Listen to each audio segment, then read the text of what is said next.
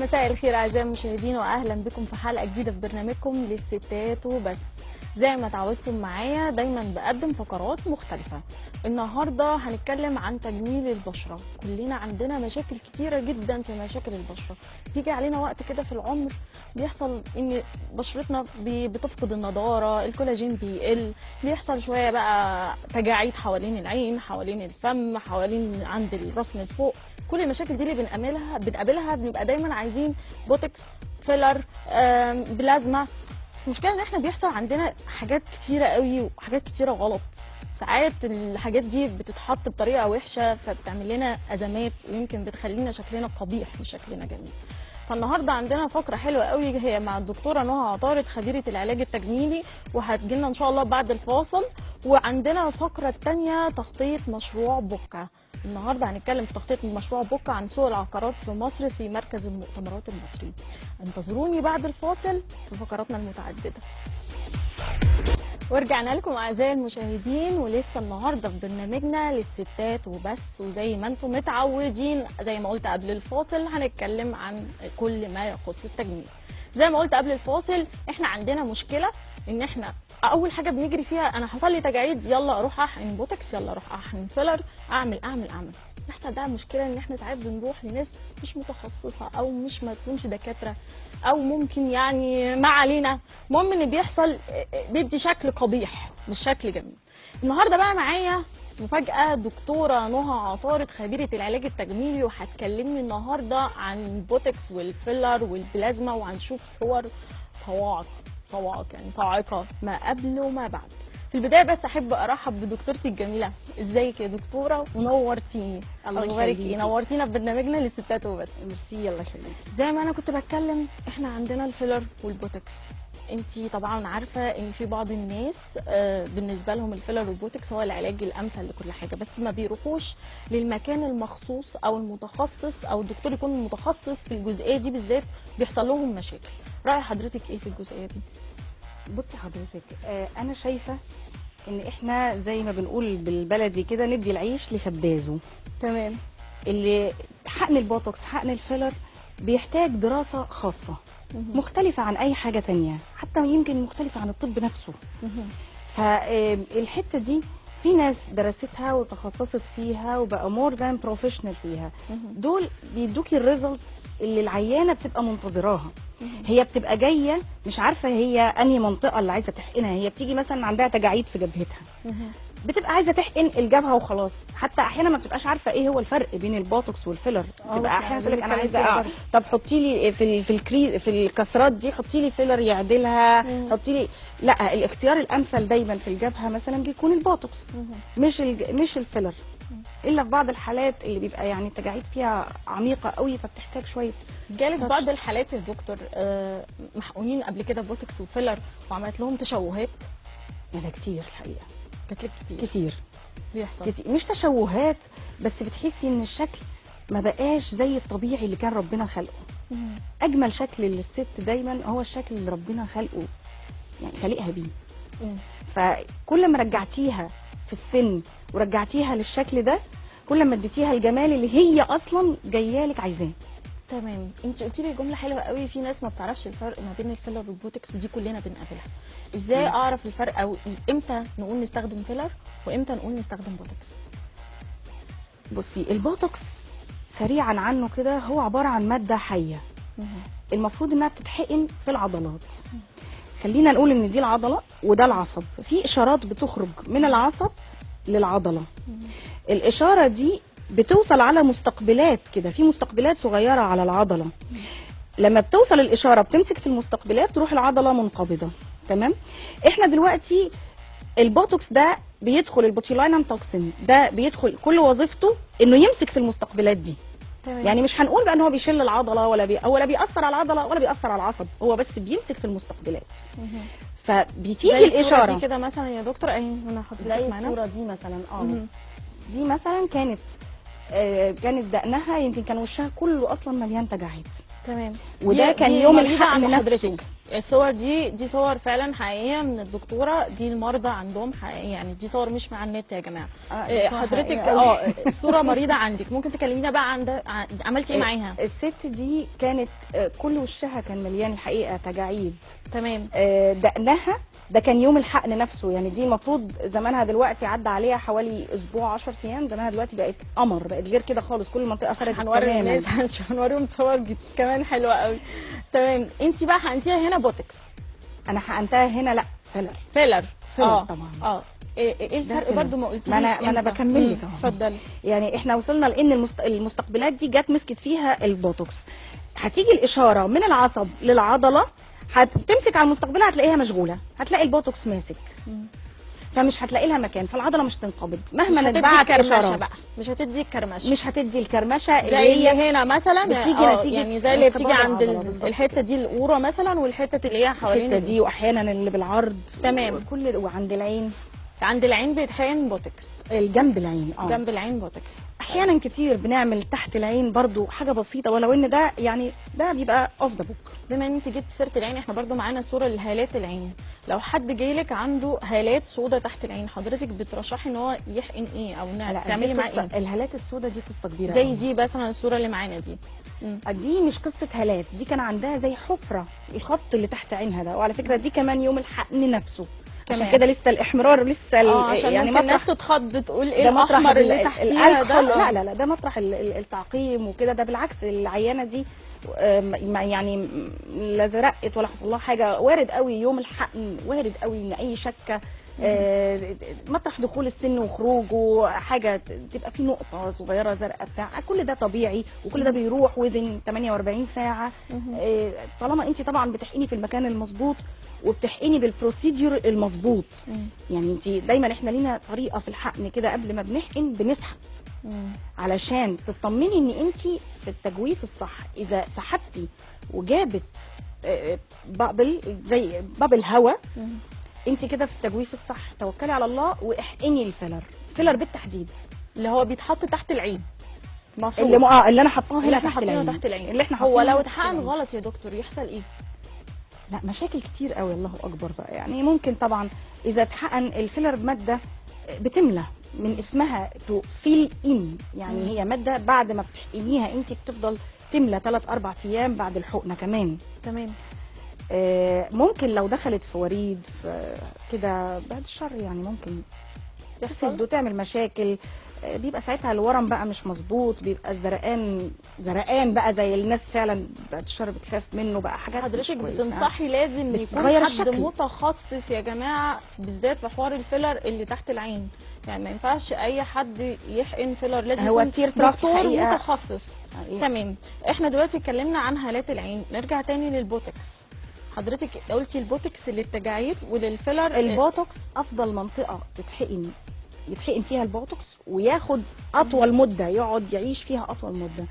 فوق الحاجبين ببساطه كده. معانا صور برضو، عايزين نبقى نوري الناس الصور. في الجبهه جنب العين، دي اكتر حتت دي اكتر. ممكن يتحقن بوتوكس في جزئيه ثانيه غير الوش، ولا هو بس؟ لا ممكن يتحقن في الرقبه، ممكن بيتعمل بيه نفرتيتي هناك. زي دي مثلا الصوره اللي معانا دي، حضرتك قلتي دي للجبهه، دي برضه محقونه. دي جبهه دي جبهه، وهي كمان عالجت الحبايه اللي كانت عندها دي تمام بالفراكشنال. تمام. اوكي. الجبهه دي طبعا عشان اكون واقعيه برضو، الصوره اللي في الاول دي قبل ما تعمل بوتوكس خالص. تمام. بعد كده عملت بوتوكس، دي تاني مرة، دي تاني زيارة، لأن الخطوط كانت عميقة قوي في أول مرة. مش من أول حقنة بوتوكس المنظر ده يتفرد تماما كده، يعني ممكن ما بين الحقنة والحقنة قد إيه يا دكتور؟ بالمنظر ده 6 شهور مش أكتر أبدا، ما كانش 4. يعني حضرتك بتدي أول جلسة مثلا بوتوكس بتصبري عليها شوية؟ بالكتير 6 شهور. لو أول مرة هي العيانة ما عملتش بوتوكس خالص، بنقول لها كمان 6 شهور، كمان 4، حسب كمان وظيفتها. كذا حاجه بتتدخل في حقن البوتوكس، ايه امتى تحقنيه او امتى المفعول يروح. دي برضو حاجه يعني ممكن نبقى نتكلم بعد كده عنها. ان شاء الله. احنا هنتكلم برضو عن البلازما. ما البلازما نقدرش دي- نسكت عن لا، البلازما ونضاره البشره، لان احنا عندنا صور رهيبه للبلازما ونضاره البشره، عايزين نبقى البلازما نعرف دي بيبقى ايه حوار البلازما بقى، يعني عايزين نتكلم كده فيه بالتفصيل. البلازما كلمة يعني جملة بسيطة قوي تلخصها، هو كأن دواكي من دمك اللي ربنا خلقه. حلو قوي الجمله. ف احنا البلازما دي بناخد عينة دم سيمبلي، كل الناس عارفة ان البلازما دي عينة دم بتتسحب وبتتفصل، بناخد منها الصفائح الدموية اللي هي بيبقى فيها عوامل النمو. ممكن احنا نزود من بره شويه عوامل نمو زياده عليها مع شويه محسنات وفيتامينز ومفتحات لو محتاجه تتفتح الست شويه او كده، وبعدين نرجع نحقنها تاني سواء في الوش نحقنها في نرجع الشعر. تاني، انا معايا اتصال تليفوني. مين معايا؟ طيب قولوا لي اسمه. الو، جيهان معايا. الو، أهلا، مساء الخير. مساء النور. ازيك يا أستاذة منى؟ اهلا بحضرتك، نورتينا، اتفضلي. الله يخليك. أنا كنت عايزة أسأل بس الدكتورة، هو الحقن بالفيلر أو البوتوكس يعني ليه تأثير لو الواحد مثلا تعبان عنده ضغط سكر ولا ملهاش علاقة؟ حلو السؤال تمام. ده. في سؤال تاني يا استاذ جيهان؟ لا بس أنا بحييكي على البرنامج بتاعك. ميرسي يا حبيبتي، ميرسي، نورتيني. منتظرة هتسمعي دلوقتي اللي كده. حلو السؤال بتاعها قوي. ده حلو السؤال ده. بصي حضرتك، هو كبوتوكس او فيلر كماتيريال، هي مفيش تعارض ما بينها وما بين واحده عندها ضغط او سكر او بعض الفيروسات كمان. ما فيهاش اي اضرار. ما فيهاش ضرر طالما طبعا بتتحقن صح وفي مكانها، احنا مش عايزين نرجع للنقطه دي تاني. تمام. الفكره بس انه بيبقى فيه في التكنيك نفسه في طريقه لحقن مريضه السكر. يعني مريضه السكر انا ما بفضلش انها تتحقن زي اي واحده تانية قاعده كده، لا ده لازم بتنام وبطريقه معينه، وبتبقي مجهزه لها في العياده حاجات معينه تخليها يعني ايه ما تنزفش منك قوي. كل الخطوره في مرض السكر انها بتكون سيولة عندها الدم. سيوله شويه. بالظبط. فاحنا لما بنراعي ده واحنا بنحقن، ان احنا نحقن في الاماكن على قد ما نقدر المناطق السيف. واحده زي دي مثلا لو مش محتاجه التير تراف، مش محتاجه انها تتحقن، افضل ان احنا ما نجيش ناحيه المنطقه دي. تمام. محتاجاها بتتعالج برضو، بتتعالج، بتنبهي على المريضه ان انت او الكلاينت بقى لان هي مش مريضه قوي، بتنبهي عليها ان انت خدي بالك وارد قوي اي شك عندك تزرق زرقان بسيط بمجرد مسافه ما تدخل الحقنه وتخرج، نقطه بتكون نقطه، بتكون نقطه، الزرقان بيكون نقطه مش اكتر، ما يكونش حاجه يعني ضخمة. عشان مش بوكس يعني. ايوه ساعات بنشوف صور كوارث، لا، يعني معلش، واحده ده- واخده بوكس في وشها مش رايحه تعمل تجميل. طب الزرقان ده برضه عشان نطمن المشاهدين، ده بيبقى نتيجه ان ياخد هي وقت قد ايه سيوله مثلا؟ الدم. يعني مثلا لو واحده حقنت بوتوكس او في فيلر خلال 48 ساعه 48 ساعه يعني بيختفي ان شاء الله، يعني بيختفي ده تماما، موضوع وبتبقى حاجات بسيط. بسيطه. ده موضوع بسيط. طب نرجع تاني قبل السؤال بتاع استاذه جيهان، كنا بنتكلم عن البلازما. البلازما وفوائدها. البلازما وفوائدها. خلينا انا وصلت لان عايزين ننزل الصور بتاعت البلازما والنضاره يا جماعه، معلش عشان برضه ورا المشاهدين. البلازما زي ما قلت لك هي عباره عن عينه دم سحبناها وفصلناها، خدنا الصفائح الدمويه بتاعتها، اضفنا عليها شويه مواد من بره اذا حبينا، وبعد كده بنرجع نحقنها سواء في الوش او في الشعر. البلازما في كذا انبوبه للبلازما، هو ده اللي انا احب انوه دي عنه. لازم نتكلم عنها. دي بوتوكس وفيلر. رجعنا يا كده جماعه دي يا بوتوكس شغل. وفيلر. خدت بلازما ولا ما خدتش بلازما؟ لا، في الصورة ما دي؟ خدتش بلازما. لا، بلازما. مدام جميل. بوتوكس وفيلر. نتكلم بقى عشان انا ما شفت الصوره دي. الصوره دي احنا ما عملناش اكتر من اننا استغربت. رجعنا الست دي لجمالها الطبيعي. وعايزين نوريهم كمان الصوره، لو هي ليها صوره لوحدها هي واقفه لوحدها برضو بعد الصوره دي فظيعه. الست اللي حصل؟ الست دي جميله جدا في الحقيقه، بس طبعا اهي بكتر الست دي في الحقيقه ايه الجمال ده؟ جميله، هي جميله. ايه الجمال ده؟ بس طبعا هي يا ريت نرجع يمكن للصوره الاولانيه يا جماعه، معلش برضو نوري المشاهدين. نوري المشاهدين الصوره اللي قبلها بالظبط، قبل وبعد. انت خدت منك وقت قد ايه؟ خدت وعملتي ايه؟ زيارتين انت او تقولي 3. علشان هي بسم الله ما شاء الله قمر يعني يا جماعه، عشان هي اصلا دي مريضه عند الدكتوره نهى. بس انا عايزه اعرف بس عملتي ايه؟ تحولت كده ازاي؟ دي صغرت. انا هقول لك، هي رجعت لشكلها الطبيعي، هي مش صغرت، رجعت لنفسها اللي ربنا كان خالقها بيه بس من كام سنه. هي على فكره واخده حقن كتير قوي، بس برضو لو هتبصي لها مش هتحسي ان في اي حاجه منفوخه، مش هتحسي في اي حاجه مش طبيعيه، هتحسي كل نقطه اتحطت في مكانها زي ما كان ربنا خالقها. لها مثلا فيلر؟ حقنا الخدود طبعا، ادينا تمام. الخدود، ادينا التير تراف، ادينا عند النيزوليد، ادينا عند بين الانف والفم خطوط الابتسامه ادينا بوتوكس طبعا، وما اديناش بوتوكس كتير انت ما كمان على اديتيهاش جلسات نضاره ولا فكرة. اي ما حاجه؟ اديتهاش بوتوكس كتير، يعني ما اديتها خدتش جلسات بقى تقشير تفتيح. بعد البوتوكس والفيلر؟ لا الحقيقه كنا ماشيين ده مع ده، هي جات ده لي مع ده. بالظبط 3 زيارات. يعني انا كمان كل على اللي فكره حصل معاها مش ده 3 مرات؟ 3 زيارات. بصي حضرتك، انا مش من الناس اللي بتحب تحقن كل حاجه في نفس القعده، لا. يعني الوش نعرف هو محتاج يا جماعه ايه. نوريهم الصوره تاني معلش لوحدها، انا اسفه ان انا بعمل كده بس عشان هي الست بسم الله ما شاء الله زي القمر يعني. دي بعد قد ايه بعد ما خرجت من عندك؟ دي خلصت حقن وبعدها باسبوعين كده المنظر. طبعا اهلها قالوا لها دي كانت في يعني. مناسبه كانت. لا بسم الله ما شاء الله زي شغلانة القمر، جنجهان. هي زي القمر والله، زي القمر بجد. وما كانتش حاطه ميك اب خالص على فكره، ده كمان. شكلها الطبيعي وجلدها الطبيعي يعني. آه. يعني يمكن يعني هي sunblock أو 3 حاجة زي جلسات كده. وحصل مش 3 جلسات، 3 مرات 3 زيارات. 3 كل زيارات. زياره بقى بتعملي لها فيها وبرده ما بوتوكس وفيلر. يستحسنش انه يتحط كل اللي هي محتاجاه له مره واحده. يعني فرضا هي محتاجه حقنتين في الخدود، 3 في الخدود، ما تحطيش 3 في نفس اليوم. شوفي اول 2 هيبقوا شكلك بيهم ايه، بعد اسبوعين حطي الثالثه. انت اصلا لما هتملى الحقنه وتظبط، مش اظبط شكل الحقنه اللي بتمشي بيه العيانه من عندك، لا. بيظبط بعدها باسبوعين بيكون شكل افضل. بتتابعيها طبعا طبعا لازم معاها على تتابعيها متابعه طبعاً، عشان تشوفي طبعاً. هل هي محتاجه او لا. بالظبط. لما تستني الاسبوعين هتعرفي مكان الحقنه الثالثه هتتحط فين. يعني انت مش هتحتاجي مش مجرد تقولي ان انت احقن تملي دلوقتي وخلاص. وانا لسه كله خام قدامي، لا. الحقنه عشان تملى انت كمان كل ما شربت ميه كل ما الحقنه ادتها فوليوم افضل، بنعومه افضل، ويعني انسيابيه اعلى. موضوع الميه، هو انت المفروض اي حد يحقن بوتوكس او فيلر يشرب ميه كتير؟ مش بوتوكس، مش فيلر. بوتوكس، الفيلر لازم ميه كتير. الميه طبعا بتحسنه، بتفضل مش هي الاساس يعني. بس هي بتحسن جدا ان الفيلر ياخد فوليوم اعلى، خصوصا لو كان حقن فيلر يدي فوليوم، يدي حجم. في نوعين من حقن الفيلر، في فيلر يشد، في فيلر يدي فوليوم زي اللي بنحقنه مثلا في الخدود، ده يدي فوليوم. في فيلر يشد، يعني مجرد بس يخلي الجلد مفرود. يتفرد. ده بيبقى مطلوب منه ان يكون فيلر بانسيابيه عاليه جدا، يكون الماتيريال نفسها. تمام. خدي بالك الماتيريال بتلعب لعب كبير قوي في نجاح حقنه الفيلر من عدمه. والبلازما برضو البلازما انا لما انا جيت اتكلم عن البلازما انا شفت حقنه البلازما عند الدكتوره. البلازما احنا بنقول ان التيوب كل ما كانت اوريجينال باختصار، يعني تمام.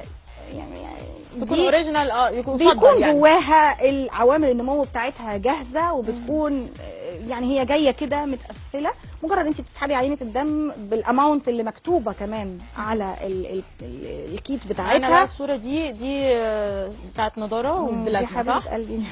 دي مين بقى ممكن نعرف الناس؟ بس هي دي واحده مريضه عند حضرتك دي دي أمنية. عشان احنا ما عرفناش يا جماعه نجيبها، وريها بعد. هي ما شاء الله زي القمر، بس هي كده بقت احلى. ايه اللي حصل؟ دي ما عملتش إيه بالظبط؟ هي ما كانش وشها هي صغيره على فكره، شكلها صغير. دي صغننه جدا، دي بتعمل هي فتاه اعلانات دي ما شاء الله. هي دي كانت مثلا في الصوره اللي قبل ما كانش عندها ولا حبوب ولا مشاكل خالص. هي كل الحكايه خدودها بس كده من كتر ما بتعمل، طبعا هي غاويه رجيم، فمن كتر الرجيم الخدود بس بتنزل شويه كده، ووشها اصلا رفيع. مع البلازما ادته النضاره، ادته صحه، تحت عينها اتعدل،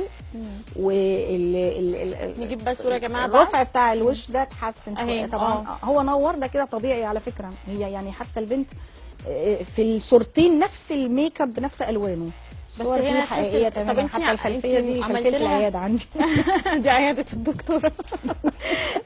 طب يا دكتور انا عايزه بس اتكلم فيها، انت اديتيها ايه، فيلر ولا اديتيها نضاره؟ لا دي ما احتاجتش فيلر، هي ولا ايه بالظبط؟ بلازما مع جلسه تفتيح. جلسه تفتيح فيها تقشير شويه. يعني اديتيها عملتي بلازما لوشها ومعاها جلسه تفتيح. جلسه التفتيح او التقشير شويه يعني. التقشير او التفتيح ده انا عملته عشان هو ده اللي بيفتح الكلر، يفتح لون الست نفسها. البلازما تديكي صحه. مين معانا؟ معلش معايا تليفون. معي. الو. ايوه مساء الخير. مساء النور. ازي حضرتك، عامله ايه؟ الحمد لله. اهلا وسهلا بحضرتك. اهلا بيكي، منوره البرنامج. ميرسي يا حبيبتي، ربنا يخليكي. كنت عايزه اسال الدكتوره، بس هو البلازما ليها سن معين للاستخدام للبشره ولا عادي بيبقى اي سن؟ حلو السؤال، انتوا بتسالوا اسئله حلوه النهارده. نورتيني يا مي. خلاص ماشي، اسمعي الدكتوره. حلو، بيسالوا اسئله جميله، انا كنت لسه هساله.